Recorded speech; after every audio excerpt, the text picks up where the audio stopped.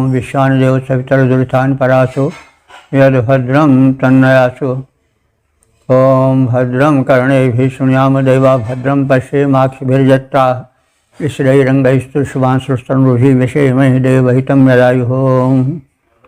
वेद प्रेमियों सुधे श्रोताओं संप्रति हम सब ऋग्वेद के सप्तम मंडल के 16वें सूक्त में प्रवेश करने जा रहे हैं।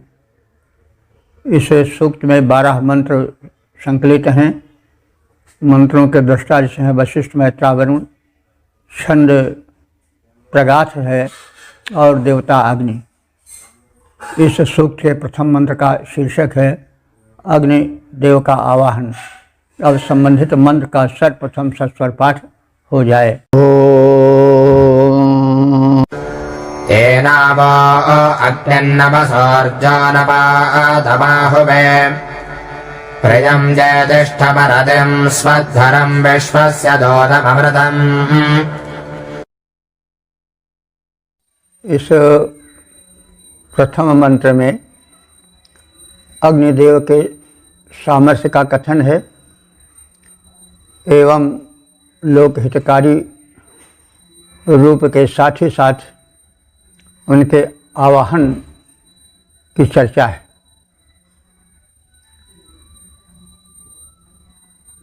अहम मैं यज्ञ को जनहित में संपन्न करने हेतु वह माने तुम सब मानव यज्ञकर्ताओं के हित हेतु आवाहित करता हूँ। कैसे आहुत करता हूँ? नमसा नमन पूर्वक आह्वे आहूत करता हूँ, बुलाता हूँ, आमंत्रित करता हूँ। वे अग्निदेव कैसे हैं? ऊर्जा न पातम, बल को घटाने वाले या उसको पतन करने से रोकने वाले हैं। ऊर्जा न पातम, ऊर्जा को क्षरित न होने देने वाले हैं। इससे हम सब परिचित हैं कि जब अग्नि तत्व का प्राधान्य होता है शरीर में तो बलाधिक्य होता है, शरीर में ऊर्जा का संचार अधिक मात्रा में होता है। और जब अग्नि तत्व क्षीण होने लगता है तब वृद्धता का आगमन हो जाता है और बल का पतन होने लगता है, यानी बल क्षीण होने लगता है। जैसे वृद्धावस्था में होता है या किसी भी अवस्था में जब अग्नि तत्व क्षीण हो जाता है किन्हीं कारणों से तो बल की हानि होने लगती है, कमजोरी आने लगती है। वृद्धावस्था में विशेष रूप से देखा जाता है तो उसका कारण है अग्नि तत्व का क्षीण होना। तो हे अग्नि देवता, तुम ऊर्जा न पातम, ऊर्जा को, एनर्जी को न पातम, गिरने नहीं देते हो, सुरक्षित रखते हो। और प्रियम चेतिष्ठम, और उपासकों को प्रिय हो, इसीलिए। और चेतिष्ठम माने उन्हें चेतना देने वाले हो। चेतना, बल, यह सब अग्निदेव से संबंधित हैं। इस तरह से हम देख सकते हैं कि अग्निदेव की उपयोगिता कितनी है। अरतिम स्वध्वरम, सुअध्वरम से स्वध्वरम बना है। तो तुम अर्ति माने प्रगतिशील हो। जब जगाए जाते हो, सेवित होते हो तो तुम्हारी गति बढ़ जाती है। तो इसलिए तुम अरति हो। और स्वध्वरम माने सुअध्वरम, श्रेष्ठ यज्ञ में तुम प्रगतिशील हो जाते हो, अपना स्वरूप विस्तार करते हो, एक हल्की चिंगी से बढ़ करके लपट के रूप में परिणत हो जाते हो। और स्वधर्म माने उत्तम अध्वर के, हिंसा रहित यज्ञ के तुम निर्माता हो। तुम्हारे ही कारण यज्ञ कर्म सुंदरता से भली भांति जो है वह पूरित होता है। तो यज्ञ को हम मात्र यज्ञ वेदी में जलाकर आहुति डालने तक ही सीमित न रखें, लेकिन इस वेद वाक्य के साथ भी हम अग्नि को जोड़ें। अग्निर्वै श्रेष्ठतमं कर्म, यावत उत्तम कर्म हैं वो सब यज्ञ हैं। तो हम यज्ञ केवल आहुति के माध्यम से ही नहीं, वरन श्रेष्ठ कर्मों के माध्यम से प्रसन्न कर सकते हैं। तो जितने श्रेष्ठ कर्म हैं जनहित में जो किए जाते हैं वो सब यज्ञ बन जाते हैं। तो हे अग्निदेव, तुम अरतिम सध्वरम, तुम प्रगतिशील हो, बढ़ते हो, और श्रेष्ठ यज्ञ कर्म को करने वाले, कराने वाले हो, उसमें गति पकड़कर गति देने वाले हो। विश्वस्य अमृतम दूतम, विश्वस्य माने संपूर्ण रूप से पूर्णतया, अमृतम दूतम, तुझ अमृत के यानी अमर कहते हैं देवता को। तो अमृतम देवदूतम, अमर यानी देवों के दूत हो, और ऐसे तुमको कथित गुणों वाले तुझ अग्नि देवता को एना नमसा आ हुए। इस प्रकार से नमसा माने नमन द्वारा अथवा आहुति द्वारा आ हुए, हम तुम्हारे उपासक आ हुए माने विधिवत आवाहित करते हैं, बुलाते हैं। तो हे बल को क्षीण न होने देने वाले, बल को न क्षीण होने देने वाले अग्निदेव को, प्रिय और चेतना प्रदायक अग्निदेव को, प्रगतिशील व उत्तम यज्ञ के आधार रूप अग्निदेव को, देवों के दूत रूप अग्निदेव को, हे लोगों, हे यजमानों, तुम्हारे हितार्थ मैं नमन पूर्वक आवाहित करता हूँ कथित गुणों वाले अग्निदेव को। बल को क्षीण न होने देते, प्रिय हैं, चेतना प्रदायक हैं प्रगतिशील, सुखद जो अग्निदेव, जो उत्तम यज्ञ विधायक हैं, जो अमर दूत हैं, दिव्य नित्य, उनको सप्रेम मैं ध्याता हूँ। तुम सबके हित के हेतु नम्रता पूर्वक उन्हें बुलाता हूँ। ओम वेद प्रेमियों, सुधे श्रोताओं, संप्रति हम सब ऋग्वेद के सप्तम मंडल के 16वें सूक्त के दूसरे मंत्र की व्याख्या में प्रवेश करने जा रहे हैं। मंत्र दष्टारिष वैशिष्ठ मैत्रा वरुण, छंद प्रगाथ, देवता अग्नि, और शीर्षक है अग्निदेव की महत्ता। अब संबंधित मंत्र का सर्वप्रथम सस्वर पाठ हो जाए। सयोजते अरुषा विश्वभोजसा सदुद्रवत्स्वाहुतः सुब्रह्मा जग्नः सुषमेवसो नाम देवं राधो जनानाम्। इस दूसरे मंत्र में अग्निदेव के महत्व और उनके सामर्थ्य का कथन है। सह अग्नि ही, वह अग्निदेव विश्वभोजसा अरुषा, विश्व माने संपूर्ण, भोजसा माने उपभोग योग्य पदार्थों को देने वाले हैं। तो यह जो अग्नि देवता हैं वो संपूर्ण उपभोग के योग्य पदार्थों को देने वाले हैं। आप देखेंगे कि प्रत्येक मंत्र अपने में विज्ञान भी समेटे हुए है। तो हम यदि विचार करें तो संपूर्ण भोग्य पदार्थ जो जीवन के लिए आवश्यक हैं वो अग्नि के माध्यम से ही आते हैं।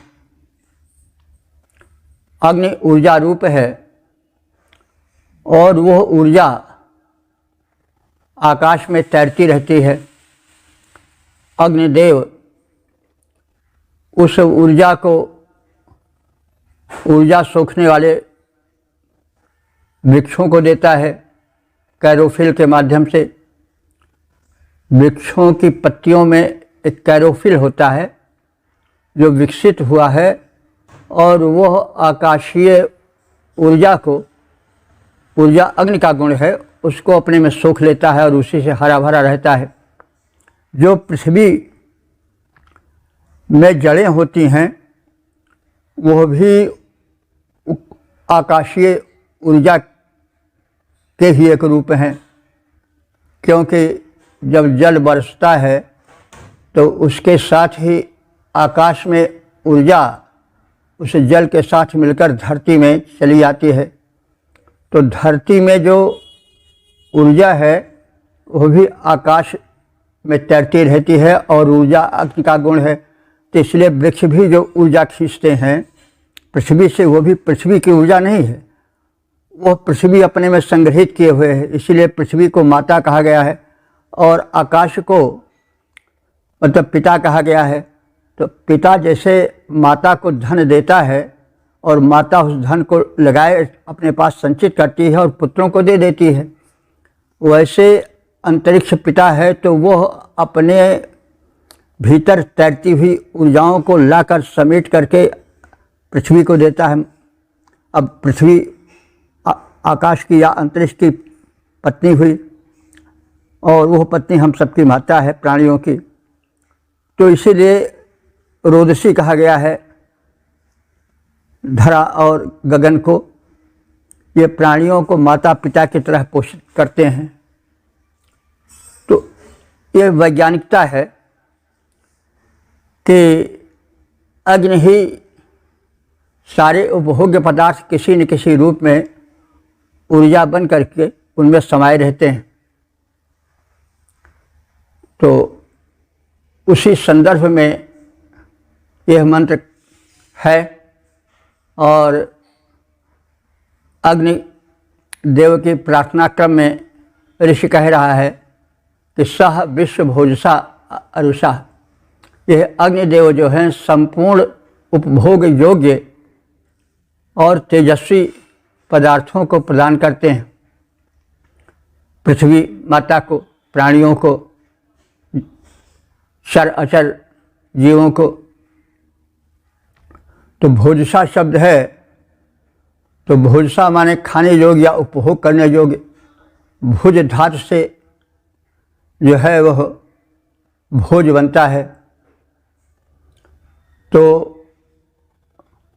भोजते इति भोजा, तो उपयोग खाना भोग खा करके भी उपयोग किया जाता है अन्न का, और अन्य विधियों से भी वह ऊर्जा प्राप्त की जाती है। तो भोजसा माने भोजन द्वारा अथवा उपभोग्य पदार्थों द्वारा। तो यह अग्निदेव उपभोग्य पदार्थों के माध्यम से विश्व माने संपूर्ण संसार को, चराचर प्राणियों को उपभोग पदार्थ देते हैं, भोजन देते हैं। और क्या देते हैं? अरुषा, तेज को देते हैं, प्रकाश को देते हैं। और स दुद्रवत, यह अग्निदेव शीघ्र गति से भरे हुए हैं, तीव्र गति से चलते हैं। अग्निदेव प्रकाश के रूप हैं या उनका गुण है, तो प्रकाश की गति बहुत तेज होती है। वो सेकंडों में हजारों किलोमीटर की गति से चलती है। और वह जो प्रकाश है वो भी तो अग्नि का गुण है। तो यह अग्निदेव जो हैं, जो विविध गुणधारी हैं, वो शीघ्र गति से चलने वाले हैं। स्वाहुतः सुब्रह्मा, उत्तम आहुतियों को लेने वाले हैं। स्वाहुतः, सुआहुतः संध से स्वाहुतः हो गया है। तो ये अग्नि जो हैं सुंदर उत्तम आहुतियों को ग्रहण करने वाले हैं। और सुब्रह्मा, उत्तम ज्ञानी है। ब्रह्म माने होता है ज्ञान, ब्रह्मा माने ज्ञानी। तो ब्रह्मा शब्द जो है वह वेद मंत्र, ब्रह्म शब्द वेद मंत्र से और ज्ञान से संबंध रखता है। ब्रह्मा शब्द ऋग्वेद में ब्रह्मा विष्णु महेश में जो त्रिदेव में है, पहले देव ब्रह्मा, उनसे संबंधित नहीं है। ब्रह्मा शब्द होता है वेद ज्ञान रखने वाले को। तो यह जान लीजिए कि ब्रह्मा शब्द बाद में आया है, लेकिन ब्रह्मा वो जो शिष्य के को जन्म देने वाले हैं, उनके लिए बहुत बाद में आया है। और ब्रह्मा विष्णु महेश ये त्रिदेव मान लिए गए हैं एक ही देव, लेकिन उनके शक्ति के अनुसार उसे वितरित कर दिया गया है। परमात्मा की जो उत्पादक शक्ति होती है, जिससे वे प्राणियों को जन्म देते हैं, वह शक्ति ब्रह्मा है। जो पालन पोषण करने की शक्ति है वही विष्णु है। और जो संहारक शक्ति है वही रुद्र है। ब्रह्मा विष्णु महेश तो एक ही परम शक्ति के ये भाग हैं। इसको मतलब वैसे समझना चाहिए जैसे एक किसान है, वो जब बीज बोता है तो उस समय वो बीज के अंकुरण में सिंचन आदि के समय, तो उस समय वो ब्रह्मा का स्वरूप होता है। वही जब वृद्धि देता है, खाद पांच डालता है और जल से सिंचन करता है विशिष्ट रूप से, तब वही विष्णु बन जाता है। और जब वो फसल को काटता है तो वही रुद्र बन जाता है। तो इस तरह से ब्रह्मा विष्णु महेश एक ही तत्व से संबंधित है, लेकिन वे अपने तीन कोट के कर्मों से, त्रय प्राकृतिक कर्मों से ब्रह्मा विष्णु महेश रूप में मान लिए जाते हैं। तो यहाँ भी वही कहा जा रहा है, परमात्मा का तेजो में रूप है अग्नि। और ये स्वाभाविक है कि जब कोई उपासक अपनी उपासना के चरम पर पहुँचने लगता है तो उसको सर्वत्र वही दिखाई पड़ता है, एक ही तत्व। एक तत्व से सब जग उपजा, कौन भला को मंद्या। तो ये उपासना की अंतिम सीढ़ी है, चरम है। जब उपासना करते करते व्यक्ति भावभूमि के शिखरस्थ पर स्थापित हो जाता है तो उसे केवल एक तत्व दिखाई देता है। तो इस तरह से उपासना का जो अंतिम स्वरूप है वो एक रूप है। तो यहाँ पर उसी वस्तु की झलक मिल जाती है पूरे मंत्र में। इसलिए अग्निदेव को समस्त खाद्य पदार्थों के उपभोग योग्य पदार्थों का देने वाला कहा गया है। उन्हें शीघ्रगामी कहा गया है क्योंकि वे अपने कर्म में शिथिल नहीं होते हैं, बड़ी तेजी से पहुंचते हैं। ब्रह्मांड में वे सभी प्राणियों को शक्ति और भोज्य पदार्थ देने के लिए तत्पर रहते हैं, कटिबद्ध रहते हैं और विलंब नहीं लगता। तो इसीलिए उनको सुदुद्रवत कहा गया है। ये अग्नि देवता शीघ्रगामी हैं। इनकी गति इतनी तीव्र है कि उसमें जहाँ जाना है, पहुँचना है, उसमें विलंब नहीं लगता है। तो सदुद्रुवत यह अग्निदेव शीघ्रगामी हैं। स्वाहुतः सुब्रह्मा ये उत्तम आहुतियों समर्पण को लेने वाले हैं और सुब्रह्म उत्तम ज्ञानी हैं।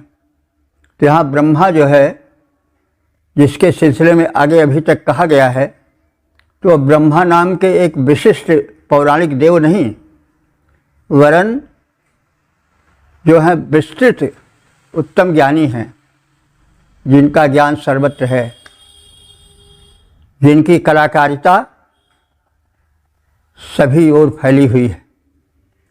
तो सुब्रह्मा कहा गया है अग्निदेव को, विशेषण रूप में प्रयुक्त हुआ है।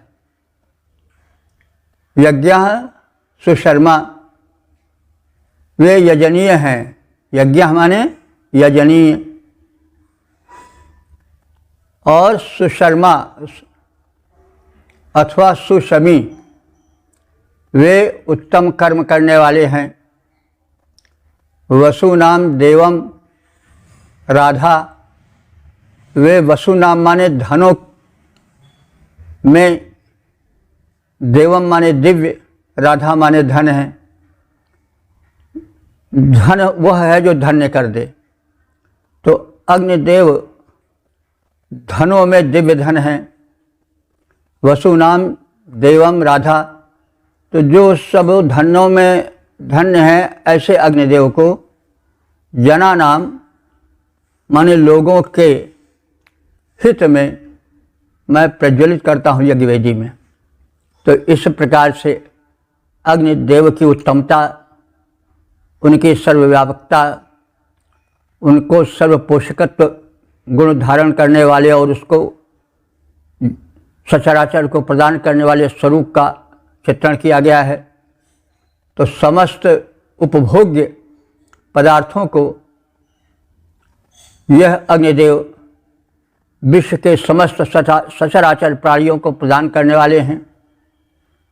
इनका तेज प्रबल है और ये समर्थ तेज को जनहित में नियोजित करते हैं।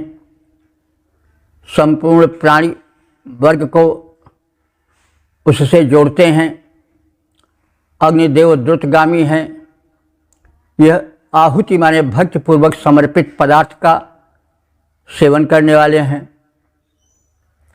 उच्च कोटि के ज्ञानी हैं, पूज्य हैं और पवित्र कर्म करने वाले हैं। अग्नि लोगों के दिव्यतम धन हैं, यानी अग्नि से ही सारे धन होते हैं। ये जितने रत्न हैं, जितने सोने चांदी आदि के स्वरूप हैं, ये सब अग्नि के कारण ही बने हैं।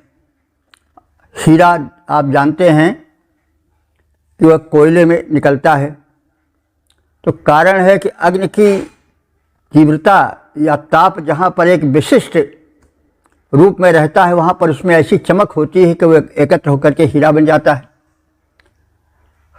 कोयला क्या है? कोयला जो प्राचीन काल में बहुत समय पहले पृथ्वी में ढक गई थी, तो पृथ्वी की गर्मी से, गर्मी भी अग्नि का गुण है, वे कोयला बन गई। उसी में एक विशिष्ट तापमान में ऐसा पदार्थ बन गया जो चमक वाला हो गया और हीरा बन गया। इसी तरह से स्वर्ण आदि जो हैं, वो जो ऊर्जा है, चमक है अंतरिक्ष में, वो धरती में समा गई और धरती में कुछ उससे कुछ ऐसी प्रक्रिया हुई, कुछ रासायनिक प्रक्रिया हुई, जिससे उसी धरती में, उसी मिट्टी में जो है सोना हो गया, उसी मिट्टी में लोहा हो गया, उसी मिट्टी में हीरा हो गया। तो ये सब क्या है? अग्नि के ही कारण है तो सब धरती में ही जो मिट्टी रूप हैं। मिट्टी भी एक रासायनिक प्रक्रिया से बनी है। वैसे धरती तो एक अग्नि का ज्वलित पिंड था, लेकिन धीरे धीरे उसमें अंकुरण होने लगा, जीव जंतु पैदा होने लगे। करोड़ों साल तक यह क्रम चलता रहा और उनके द्वारा, वृक्षों के द्वारा, प्राणियों के द्वारा, जो उनके मरण से या उनके समाप्त होने पर धरती में वे दफन होते गए और वही मिट्टी बनते गए। उसी मिट्टी में कहीं कोयला बना, कहीं एक विशिष्ट तापमान में जो ऊर्जाएं थीं वे चमकदार हीरा बनी, कहीं स्वर्ण बना। तो है सबके पीछे वैज्ञानिकता क्या कि एक विशिष्ट तापमान में अग्नि का संचय होना। तो यह एक वैज्ञानिकता है जो अग्नि के द्वारा संपादित होती रहती है। तो इसीलिए अग्नि को बहुत अधिक महत्व दिया गया है। बल्कि अगर सोचिए तो अग्नि को वैदिक ऋषियों ने सबसे अधिक सूक्त प्रार्थना के मंत्र प्रस्तुत किए। इंद्र की बात तो अलग है, इंद्र तो परम ब्रह्म परमात्मा के प्रारूप हैं ऋग्वेद में, लेकिन उनके बाद जो देवत्व का क्रम आया उसमें अग्नि प्रथम आए। इसलिए इंद्र के बाद अग्नि संबंधित वेग ही, अग्नि संबंधित मंत्र ही ऋग्वेद में आ पाए हैं। तो हमारे ऋषि मुनि अग्नि की वैज्ञानिकता, अग्नि के स्वरूप से सुपरिचित थे। संपूर्ण जगत के प्राणी पावक से पोषण पाते हैं, संपूर्ण जगत के प्राणी पावक से पोषण पाते हैं, उनके तेज नियोजित होकर ऊर्जा बन जाते हैं। द्रुतगामी यह अग्नि ग्रहण जो आहुति करता है, यह भक्तों का धन, ज्ञानी है, पवित्रता भरता है।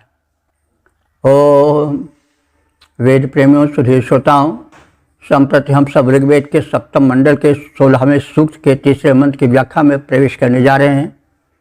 मंत्र दृष्टारिष वशिष्ठ, मैत्रा वरुण, देवता अग्नि, छंद प्रगाथ है, शीर्षक है अग्निदेव की महत्ता।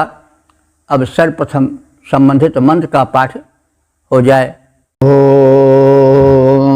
उदस्य शोचिरस्थादा जुह्वानस्य बिल्हुषाः उद्धोमासो अरुषासो दिभिस्पृशस्य भग्निमिन्धते नराः। इस तीसरे मंत्र में यज्ञाग्नि की महत्ता का कथन है। इस संबंध में कहा जा रहा है कि यह अग्निदेव मीढ़हुषा, मीढ़हुषा माने कामनाओं के पूरक हैं। और कैसे हैं? आज हुआनस्य, और भली विधि आवाहित करके हव्य प्रदान करने के योग्य हैं। अस्य शोचि उत अस्थात, अस्य माने इस अग्निदेव की, शोचि माने ज्वालाएं, उत अस्थात ऊपर उठती हैं। यह अग्नि अरुषासा देव स्पृशा धूमासा, यानी यह अग्निदेव तेजस्वी हैं, नभस्पर्शी हैं और धूम फेंकने वाले हैं। तो अब यहाँ पर हम अग्नि के वैशिष्ट्य में एक वैज्ञानिकता भी देख सकते हैं। ऋषियों ने सूत्र रूप में कहा है, संकेत रूप में कहा है, लेकिन वह व्याख्यायित करने पर दिव्य वैज्ञानिकता को बिखेरने वाली प्रतीत होती है। तो जो अग्नि की ज्वालाएं हैं, अस्य शोचि, इनकी ज्वालाएं उत अस्थात ऊपर उठने वाली। देखिए, जो तत्व हैं, पंच तत्व हैं जिससे सृष्टि बनी है, हमारा शरीर भी बना है, उसमें अग्नि तत्व जो है ऊर्ध्वगामी होता है। धरती की शक्ति को चुनौती देता है, आकर्षण शक्ति को। जल जो है वो तो आकर्षण शक्ति से धरती के इतना प्रभावित होता है कि लाख ऊपर उठाओ फिर नीचे ही जाता है। तो लाख जतन को करे मिटह न प्रकृति बीचू, और नल बल जल ऊपर उठत अंत नीच को नीच। तो कवियों ने भी उसे नीच कहा है क्योंकि वो निम्न पथगामी है। उसे ऊपर उठाए दो नल के बल से, तो भी अंत में वो ऊपर से गिर करके चाहे 10वें मंजिल पर ही क्यों ना हो, फिर नीचे की ओर भागता है, क्योंकि उसकी प्रकृति जो है निम्नगामी है। लेकिन अग्नि की प्रकृति इसके विपरीत क्या है, ऊर्ध्वगामी है। अग्नि को जब जलाया जाता है अग्निदेव को, तो वे धरती की आकर्षण को चुनौती देते हैं और उनकी लपटें ऊपर उठती हैं। तो यह अग्नि की शक्तिमत्ता का प्रतीक है। वो प्रकाश फेंकते हैं और अग्नि इतने शक्तिमान हैं, इतने ऊर्जा से परिपूरित हैं कि उनमें जब ऊर्जा का व्यापक रूप से संचार हो जाता है, व्यापक रूप से ऊर्जा भर जाती है, तो वे संपूर्ण धरती के आकर्षण शक्ति को चुनौती देकर ऊपर उठकर अंतर्ग्रही बन जाते हैं। जिस सिद्धांत पर आज सैटेलाइट्स उपग्रह तमाम ग्रहों पर भेजे जा रहे हैं, मंगल ग्रह पर, चंद्र उपग्रह पर, तो वे कैसे जाते हैं? अग्नि के बल के कारण जाते हैं, ज्वलित हो जाते हैं, उनमें ऊर्जा भर जाती है और वो धूम निकालते हुए और प्रकाश फेंकते हुए धरती की आकर्षण शक्ति को चुनौती देते हुए ऊपर संबंधित ग्रह उपग्रह पर उतर जाते हैं। तो ये सब क्या है? ऊर्जा है। और ऊर्जा किसका गुण है? अग्नि का। आज हम भारतवासियों के मस्तक को ऊंचा उठाने वाला चंद्रयान प्रक्षिप्त होगा, तो इसके पीछे किसकी शक्ति है? अग्नि की शक्ति है। अग्नि ऊर्जा से संपन्न होती है, ऊर्जा उसी का गुण है, और वही इतना समर्थ है कि धरती के प्रबल आकर्षण को चुनौती देकर के ऊपर, जो कि लाखों किलोमीटर दूर है चंद्र, उस पर जाकर उतर जाएगी। तो किसके बल से? अग्निदेव के बल से। तो अग्निदेव में प्रबल बल है, प्रबल तेज है। इसको हम सब देखते हैं, अनुभव करते हैं। इसलिए अग्नि की महत्ता को अपने हृदय में बैठाना चाहिए। अग्नि को जैसे कभी कभी हम व्याख्या के दौरान कहते हैं कि वही जठराग्नि बन करके शरीर में भोजन पचाकर और मेटाबॉलिज्म क्रिया से रस से रक्त, अन्न से रस, रस से रक्त, रक्त से और आगे की धातुएं सब, मांस, अस्थि, मज्जा वीर्यादि बनते हैं। तो अग्नि की महत्ता और शक्ति जो है वो कथन के अनुमान के बाहर है।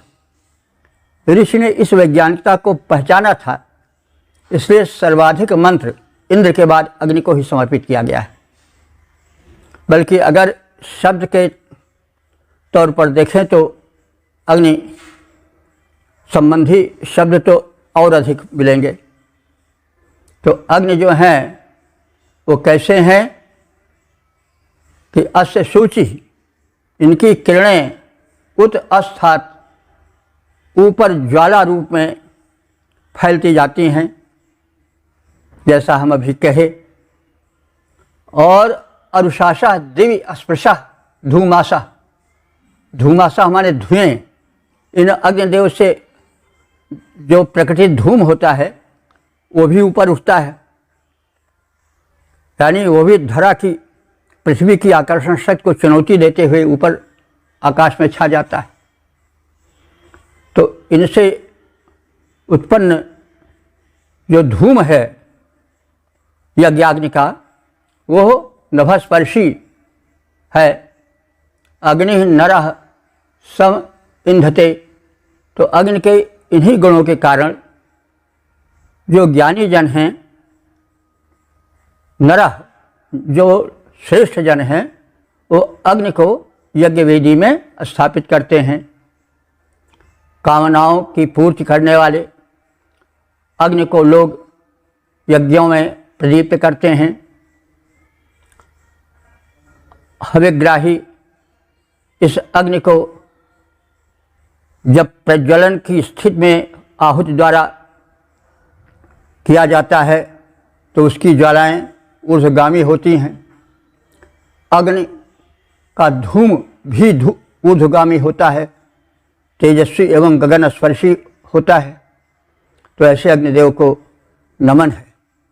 अग्नि देवता मनोरथों को पूरा कर दिखलाते, इसीलिए करते प्रदीप्त जन उनको हव्य चढ़ाते, हव्य ग्रहण कर ऊंची उठती हैं इनकी ज्वालाएं। धूम निकलता तेजस्वी जो गगन पटल पर छाए। ओम वेद प्रेमियों सुधी श्रोताओं, संप्रति हम सब ऋग्वेद के सप्तम मंडल के 16वें सूक्त के चौथे मंत्र की व्याख्या में प्रवेश करने जा रहे हैं। मंत्र दृष्टा से है वशिष्ठ मैत्रा वरुणी, छंद है प्रगाथ और देवता है अग्नि। शीर्षक है देवों के आवाहक और धन प्रदान करने वाले अग्निदेव। अब संबंधित मंत्र का सर्वप्रथम सस्वर पाठ हो जाए। तन्वादोदं गृण्महे यशस्तमं देवां आवीतजेमः विश्वासो न सहसोमर्तभोजनारास्वतद्यत्वेमहे। इस चौथे मंत्र में अग्नि देवों के आवाहन का कथन है।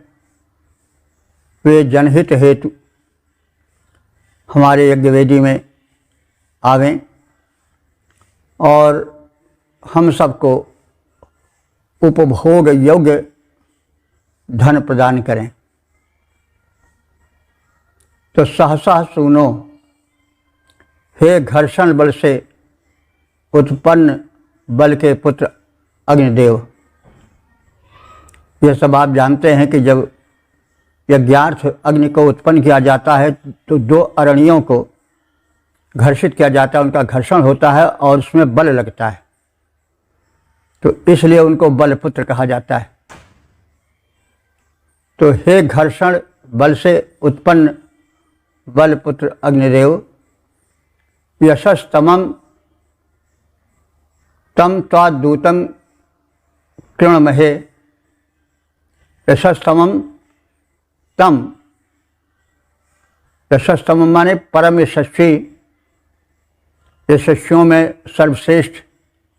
तम माने उस, त्वा माने तुझ, तुझको, उस तुझको हम उपासक दूतम किरणमहे, देवदूत बना रहे हैं।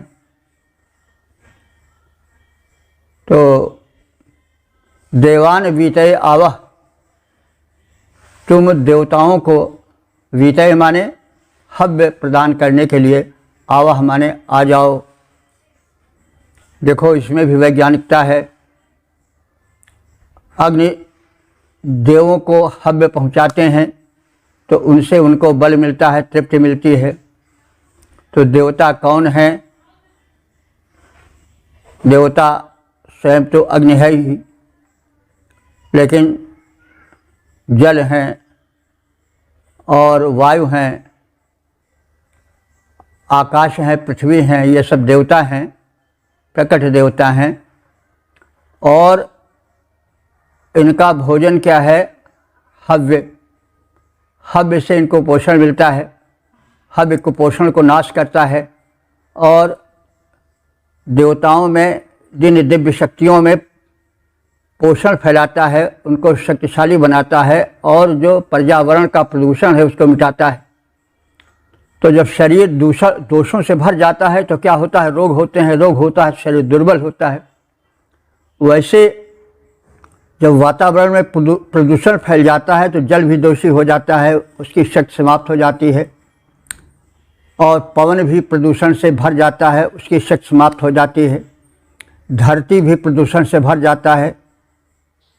इस प्रकार से जब देव शक्तियाँ जो वेदों में कही गई हैं वे सब निर्बल पड़ने लग जाती हैं और मनुष्य भी दुर्बल और रोगग्रस्त होने लग जाता है। तो धरती में उपजने वाला जो अन्न है, जो फल फूल हैं, वे अपनी गुणवत्ता से दूर हो जाते हैं, गुणहीन हो जाते हैं, शक्तिहीन हो जाते हैं, जिसको हम साक्षात देख रहे हैं। तो इसलिए वैदिक धर्म का अपनाना, यज्ञ प्रधान जीवन का अपनाना परम अनिवार्य है। इससे प्रदूषण से मुक्ति मिल जाएगी और तमाम रोग दोष जो हो रहे हैं, जिसके लिए हमारा धन धान्य शारीरिक सुख सब छीन उठता है, वो सब दूर हो जाएगा। दुर्भाग्य का विषय है कि आज वायु को, जल को प्रदूषित करने के लिए इतने पेट्रोल से प्रदूषण पैदा करने वाले वाहन हो गए हैं कि चलना मुश्किल है। तो कितना प्रदूषण रातों दिन फैल रहा है। इसको वैज्ञानिक बताते भी हैं कि धरती को खतरा है बहुत। प्रदूषण धरती को खा जाएगा, लेकिन न वैज्ञानिक कोई आंदोलन कर पा रहे हैं, न जो नेता हैं वो कर पा रहे हैं, न स्वयं प्रजा कर पा रही है, न राजा कर पा रहे हैं। वैदिक ऋषि ने पहले यह चेतावनी दे दी कि यज्ञ वाला जीवन बिताओ, रोज जो है वो अग्नि प्रज्वलित कर आहुति डालो, हो सके तो 3 समय डालो, नहीं तो 1 समय तो डालो ही। वैदिक युग में ऐसा था कि राजा की तरफ से, शासन की तरफ से यज्ञ करना अनिवार्य कर दिया गया था। तो जो कभी कभी हम सुनते हैं कि सतयुग में लोग सैकड़ों हजारों वर्ष जीते थे, रोग दोष नहीं था, तो वो इसी कारण से नहीं था। राम राज्य भी वही है जहाँ सब सुखी, सब विरुद्ध शरीरा, सब सुखी हों, सब निरोग हों, अल्प मृत्यु नहीं कौन्यू पीड़ा। जहाँ अल्प मृत्यु ना हो, कोई पीड़ा न हो, सभी जो हैं सुखी हों, सबके शरीर निरोग हों, यही तो राम राज्य है। तो भाई राम राज्य लाने के लिए वैदिक जीवन लाना होगा। ऐसे राम राज्य बातों बातों से नहीं आएगा। सब रोगी रहेंगे, सब क्षीणमति रहेंगे, और जो रोगी रहता है उसमें चिड़चिड़ापन हो जाता है, उसमें शक्ति सामर्थ्य समाप्त हो जाती है, ब्लड प्रेशर बढ़ जाता है। तो फिर राम राज्य कैसे आ पाएगा? जब हम रोगी हो जाएंगे तन से मन से, तो हमारे पास धन रहेगा ही नहीं। सब परिवार के लोग बीमार रहेंगे तो सारा धन डॉक्टरों वैद्यों के पास चला जाएगा। तो भाई राम राज्य कैसे आ पावेगा? तो राम राज्य लाने के लिए यज्ञीय जीवन बिताना आवश्यक है। हम आजकल अग्नि के माध्यम से पेट्रोल जला रहे हैं। पेट्रोल है क्या? चर्बी है। जब किसी समय तमाम जीव जंतु दब गए, करोड़ों वर्ष से यह क्रम चलता रहा, यानी 10, 20, 25, 50 और करोड़ कितने थे उसकी गणना नहीं की जा सकती है।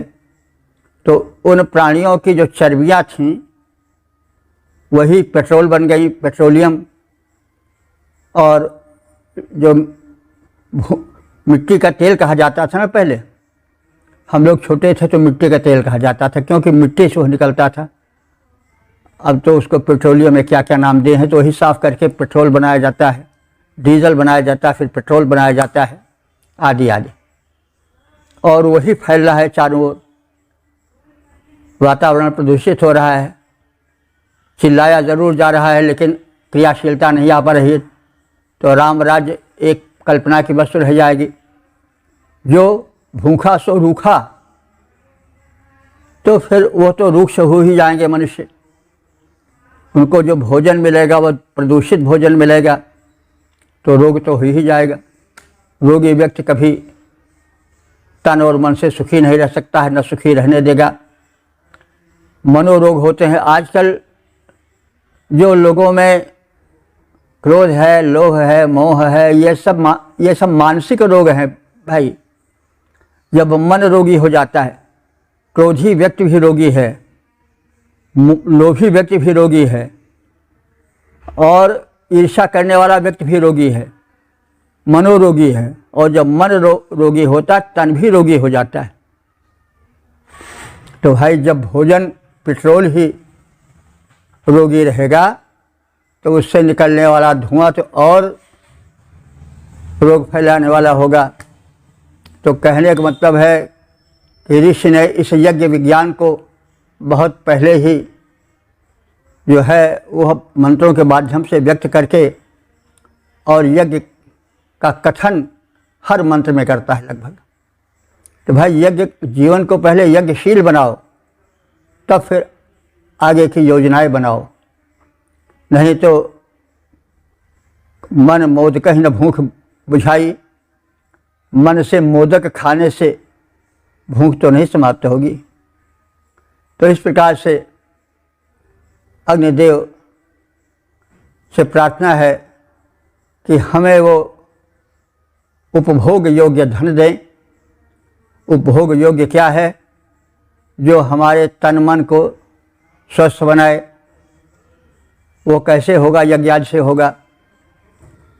और यज्ञ की वैज्ञानिकता को वेद लगभग प्रत्येक मंत्र में बताता चलता है।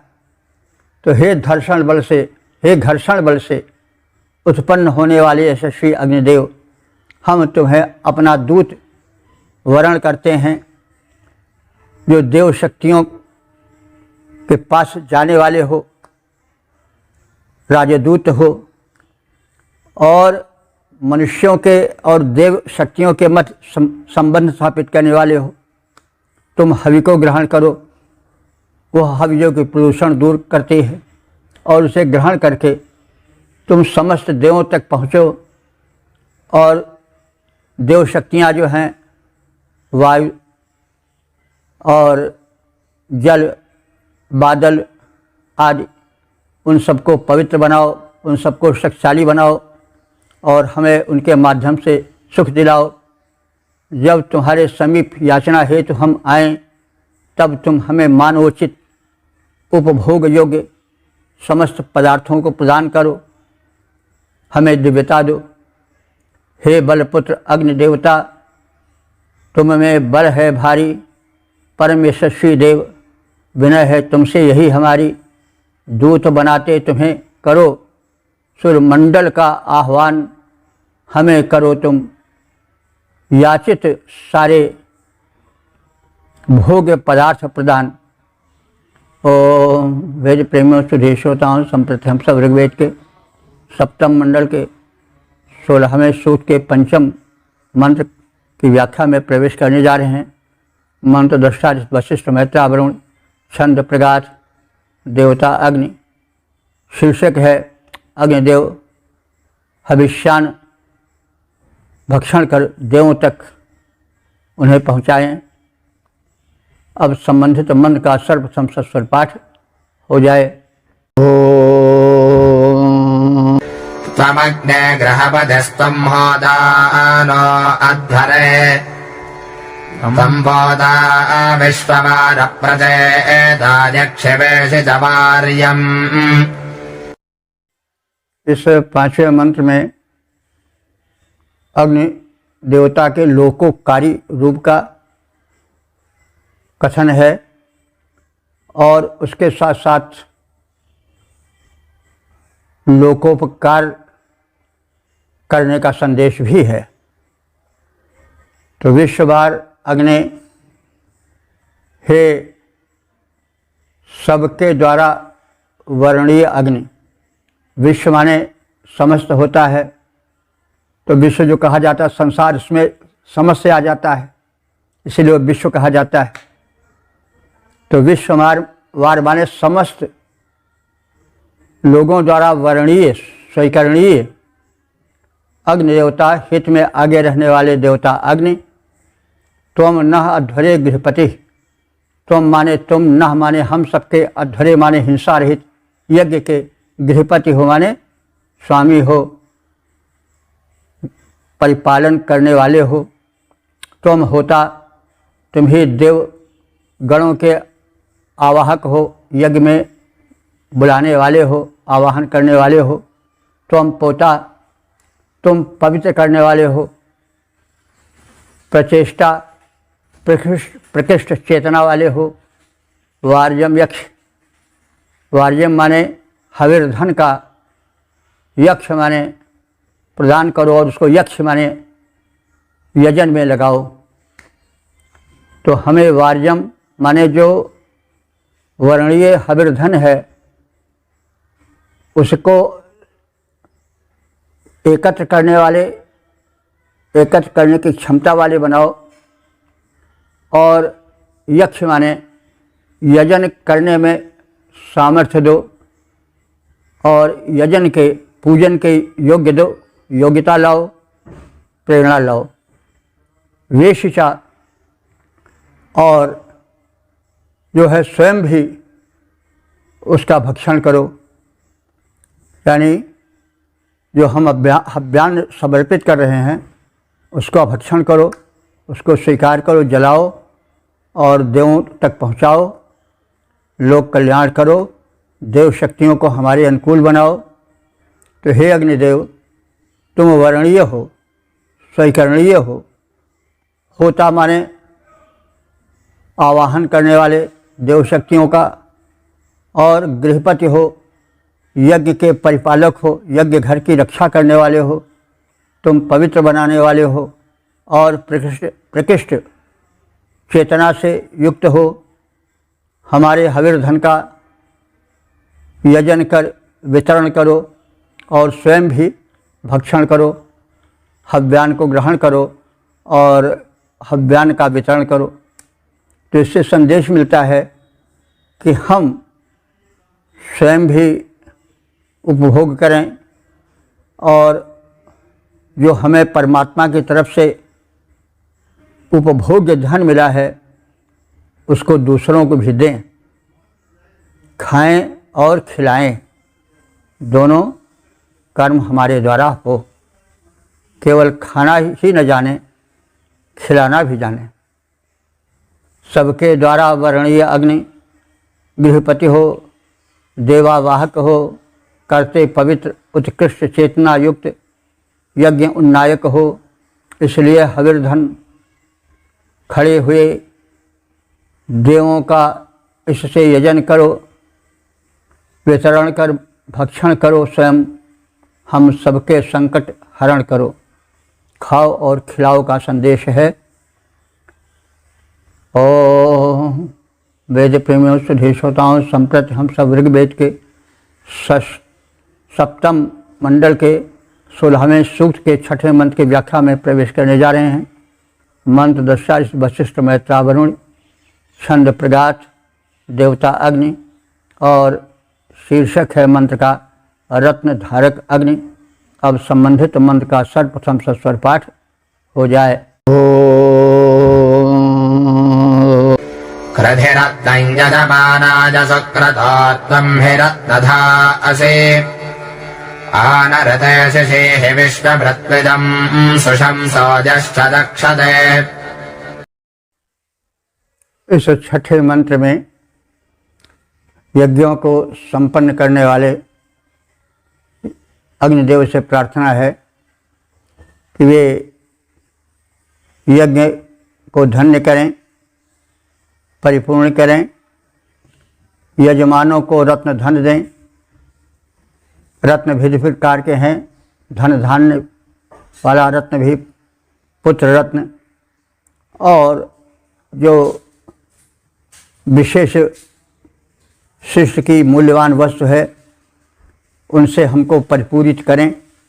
तो यजमानाय रत्नम कृषि, जो यजमान हैं, यज्ञ करने वाले हैं, उनको रत्न दो, उत्तम कोटि के सभी धनों को दो। ही माने क्योंकि तुम रत्नधा असि, तुम रत्नों को धारण करने वाले हो, यानी तुम्हारी कृपा से सबको भिन्न भिन्न प्रकार के रत्न मिल सकते हैं, उत्तम वस्तुएं प्राप्त हो सकते हैं। रत्न तुल्य जो अत्यंत अलौकिक और मूल्यवान वस्तुएं हैं वे मिल सकती हैं, क्योंकि तुम रत्न धारक हो। रत्न तुम्हारे पास है, जिसके पास होगा वही तो दे पावेगा। तो तुम्हारे पास पर्याप्त रत्न हैं, बहुमूल्यवान पदार्थ हैं, उसे हम सबको प्रदान करो। न ऋते, ऋत माने यज्ञ भी होता है। ऋत वैसे सत्य को, शाश्वत सत्य को कहते हैं, लेकिन शाश्वत सत्य यज्ञ भी है, क्योंकि मनुष्य भले यज्ञ ना कर रहा हो, लेकिन प्रकृति में तो निरंतर यज्ञ हो रही है। यज्ञ वै शेष तमाम कर्म, जितने श्रेष्ठ कर्म हैं वो सब यज्ञ हैं। सूर्य अग्नि यज्ञ नृत्य कर रहे हैं, एक नियमित समय पर उदित होकर के सबको प्रकाश बांट रहे हैं, ऊर्जा बांट रहे हैं। किसी से कोई उसके लिए बिल नहीं भेज रहे हैं। इसी तरह से वायु देवता हैं, जल देवता हैं, ये सभी बिना किसी भेदभाव के, बिना कुछ चाहे हुए सबको प्रदान कर रहे हैं, निःशुल्क प्रदान कर रहे हैं। यही यज्ञ है। तो हमें यज्ञ करने वाला बनाओ, यजमानों को रत्न कृष माने रत्नों को धारण करने वाला बनाओ।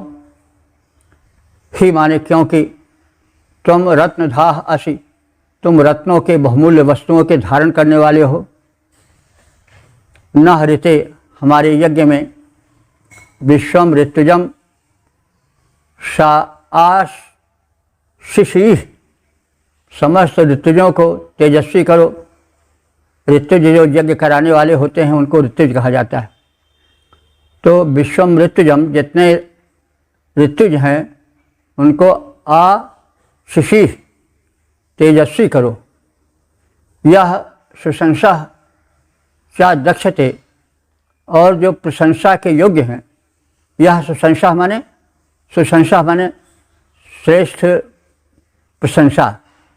तो जो सुशंस हैं यानी उत्तम कर्मों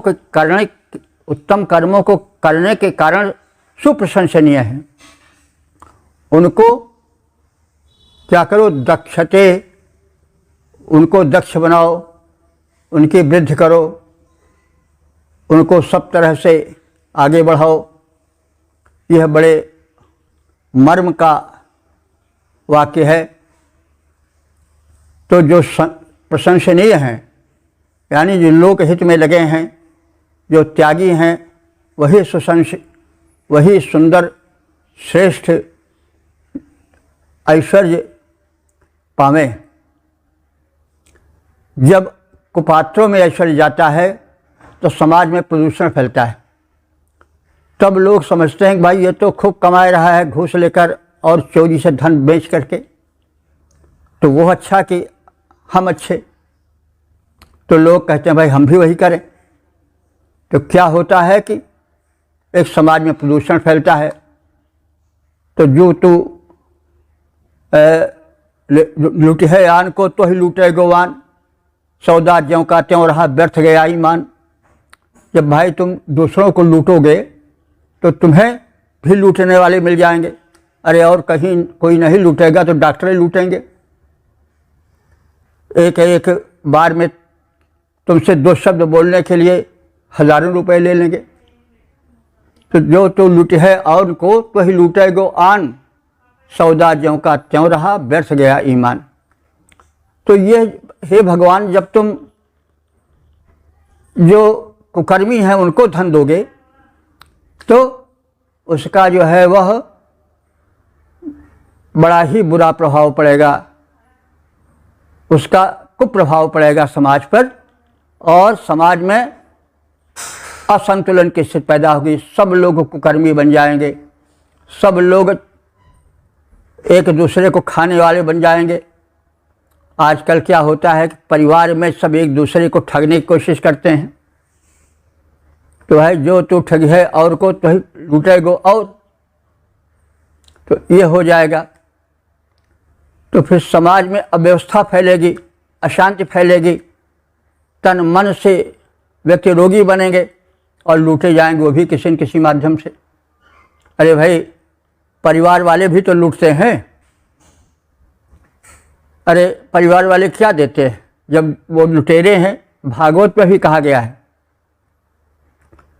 किम रिक्त हारे ही स्वजन ही सुदस्य भी, जो दस्य रूप हैं, 10 में डकैत रूप हैं, ऐसे परिवार वाले, उनसे क्या लाभ। तो महाभागवत क्या है, 5वीं स्कंध में है, किम रिक्त हारे ही स्वजन से दस्य भी, दस्य माने डकैत, इन परिवार वाले डकैतों से क्या लाभ। जो रिक्त हारे माने केवल धन से मतलब रखते हैं। धन मिला तो वाह वाह, तो आप पिता हैं, भाई हैं, माता हैं, नहीं तो कुछ नहीं है। तो ये क्या है, घनघोर डकैत हैं। इनका मतलब केवल आपके कमाई को लूटना है, और जब तक आपका धन लूटेंगे तभी तक आपके साथी, नहीं तो 10 माने लुटेरे डाकैत हैं ये, और फिर उसके बाद आपको तिरस्कृत कर देंगे। तो ऐसे परिवार वालों से क्या लाभ। तो किम रिक्त हारे स्वजनैश्य दस्य भी, ये भागवत के 5वें स्कंध का मंत्र है, श्लोक है। तो भाई यह सुशंसा चाहे दक्षते, तो जो प्रशंसा सुंदर कृत्य कर रहे हैं और उनकी प्रशंसा हो रही है, उन्हीं को आप धन दो, उन्हीं को वृद्धि दो, अन्यथा समाज में जो है वो असंतुलन पैदा होगा। कहा भी गया है कि विद्या विवादाय धनम मदाय शक्ति परेशान परिपीडनाय खलस साधो विपरीत मत ज्ञानाय दानाय च रक्षणाय। अगर दुष्टों को विद्या मिलती है तो बिना मतलब विवाद खड़ा किए रहते हैं। तो उनकी विद्या विवाद के लिए, अहंकार के लिए होती है। और धनम मदाय, धन मिला तो घमंड करेंगे, किसी को समझेंगे नहीं, कुछ ठुकराते फिरेंगे। तो विद्या विवादाय धनम मदाय शक्ति परेशान परिपीडनाय, अगर वे शक्तिशाली बन गए किसी प्रकार से तो क्या करेंगे, दूसरे को सतावेंगे, मारेंगे, पीटेंगे, गाली देंगे। तो ये दुष्टों को धन मिलने पर होता है, चाहे विद्या धन हो, चाहे बुद्धि धन हो, चाहे सांसारिक धन हो। लेकिन खलस साधो विपरीत में, तब सज्जन वो हैं जिनको विद्या मिल गई तो वो ज्ञान के लिए होती, आत्मज्ञान के लिए होती है। सर्वं खलुदम ब्रह्म, यह सब ब्रह्म है, सब है। कहा भी गया है गीता में कि पंडित कौन है, जो है पंडित वही है जो विद्या विनय संपन्ने ब्राह्मणे गभ्यस्तिनि शुन चुपाते चा पंडिता समदर्शिना। पंडित ज्ञानी वही हैं जो विद्या विनय से संपन्न ब्राह्मण में, गवि माने गाय में, विद्या विनय संपन्ने ब्राह्मणे गव्य हस्तिनी हाथी में, शून्य शून्य माने कुत्ते में, स्वपाक माने चांडाल में एक ही तत्व देखते हैं। वही ज्ञानी है। तो जो ज्ञान होता है सज्जन के पास, वो तत्व ज्ञान के लिए, सबको ब्रह्म रूप में देखने के लिए और सबको समान रूप से व्यवहार करने के लिए, कहने का मतलब यह ब्रह्म ज्ञान वाली स्थिति है, ऐसे नहीं ओछे बनने वाली नहीं। ये जब ब्रह्म ज्ञान होता है, सर्वम खल विधम ब्रह्म, यह सब कुछ ब्रह्म ही ब्रह्म है। फिर किसी ने कहा कि भाई मैं कौन हूँ, तो भी अहम ब्रह्मास्मि, तुम कौन हो, त्वमसि ब्रह्म।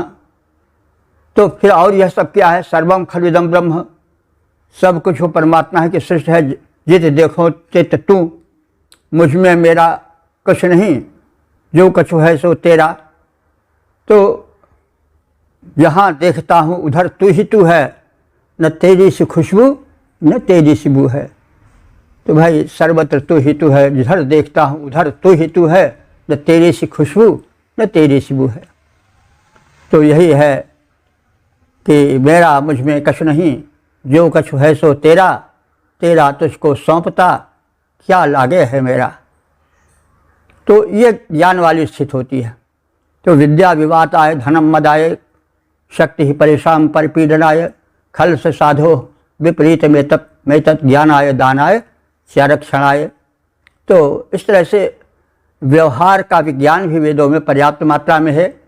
और वो कह रहे हैं कि यह सुशंसः च दक्षते, जो प्रशंसा के योग्य है उसी को वृद्धि, उसी को विकास प्रदान करो, ताकि समाज में अच्छा संदेश जाए। जब समाज में चोरी चमारी और दुष्कर्म करने वाले व्यक्ति प्रशंसित होंगे, तो देखा देखी पाप, देखा देखी पुण्य, तो क्या होगा कि फिर सब लुटेरे बन जाएंगे। तो जब सब लुटेरे बन जाएंगे फिर एक दूसरे को लूटेंगे, परस्पर खाएंगे, वो उनको खाएंगे, वो उनको खाएंगे, यहाँ तक कि परिवार के लोग भी नोचने में लग जाएंगे। तो भाई संभल के रहो, सोच के रहो, विचार के रहो। यह संदेश वेद देता है, यही सामाजिक ज्ञान है। तो सामाजिक ज्ञान, सोशल साइंस यही है कि समाज में कैसे रहा जाए और समाज क्या है।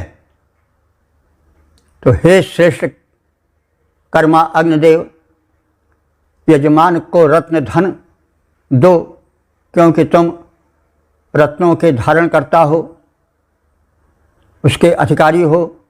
हमारे यज्ञ के समस्त ऋतुजों को, यज्ञ कराने वालों को तेजस्वी बनाओ, जो प्रशंसनीय हैं, उत्तम कर्म करने वाले हैं, उन्हें ही सुवृद्धि दो, उनको ही अच्छा विकास दो।